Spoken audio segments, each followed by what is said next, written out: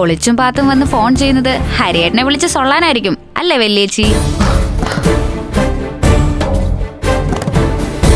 അല്ല, എനിക്ക് മനസ്സിലാവാത്തോണ്ട് ചോദിക്കുക.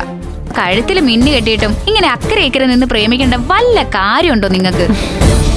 സത്യം പറഞ്ഞ നാട്ടുകാരെയും സകല ബന്ധുക്കളെയും ക്ഷണിച്ചുകൂട്ടി കല്യാണം കൊട്ടിഘോഷിച്ച് നടത്തിയിട്ട് ഒരുമിച്ച് ജീവിച്ചു തുടങ്ങാന്ന് ഹരിയേട്ടന്റെ വീട്ടുകാര് പറഞ്ഞതില് ശരിക്കും എനിക്ക് എന്തോ ഒരു ഉടായ്പ് മണക്കുന്നുണ്ട് കേട്ടോ. എന്തുടായ്പാണടി എന്ന് ചോദിച്ചാ അന്വേഷിച്ച് കണ്ടുപിടിക്കാൻ ഞാൻ പോലീസൊന്നും അല്ലല്ലോ. എന്തോ ശരിയേട് തോന്നി പറഞ്ഞേ ഉള്ളൂ.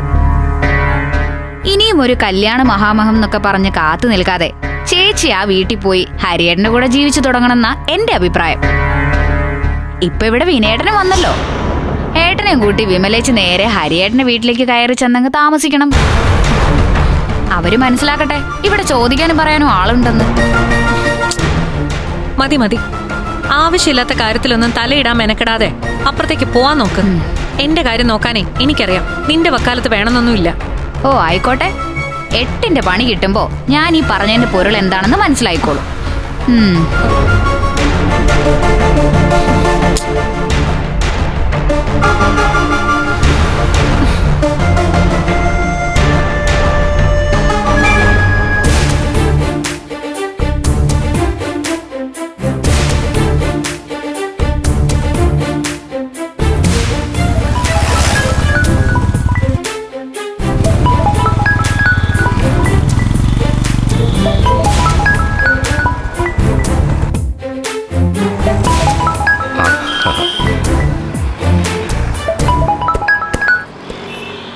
ഹലോ, നീ ഇത് വിളിച്ചിട്ട് എത്ര നേരമായെന്നറിയോ?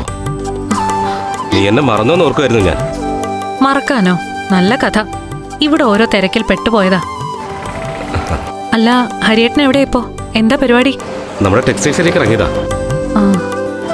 ഇനി അവിടുത്തെ കാര്യങ്ങൾ നോക്കിയും കണ്ടുമൊക്കെ ഞാനും പഠിക്കണമല്ലോ. അത് ഇന്നങ്ങ് തുടങ്ങാന്ന് വെച്ചു. കടയിലേക്ക് പോകുന്നതൊക്കെ കൊള്ളാം. ചിലപ്പോ ഏട്ടനും അങ്ങോട്ട് വരാനിടയുണ്ട്.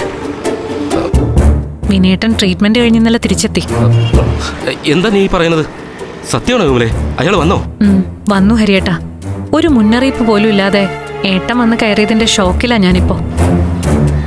ഇനിയിപ്പോ നമ്മുടെ കാര്യങ്ങൾ എങ്ങനെയാന്ന് ഓർക്കുമ്പോഴാ പേടി. ആ ഇർഷാദുമായുള്ള നമ്മുടെ ഡീലിങ്സ് അറിഞ്ഞാ വിനേട്ടൻ വല്ല ഇഷ്യൂ ഉണ്ടാക്കോ? ദൈവമേ, ടെൻഷനായല്ലോ. ഏട്ടന് സ്വബോധം തന്നെ ഇല്ല ചില നേരത്ത്.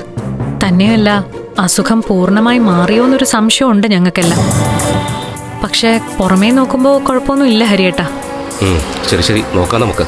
ഏതായാലും ഞാനും നീ കടയിൽ വലിഞ്ഞേറി ചെന്നൊന്നും അല്ലല്ലോ. നിനക്കും കൂടി അവകാശപ്പെട്ട സ്ഥാപനമല്ലേ. ഞാനവിടെ കയറി ചെന്നാ എന്ത് സംഭവിക്കുമെന്ന് എനിക്കൊന്നും അറിയണം. അറിയണ്ടേ? നീ എന്ത് പറയുന്നു?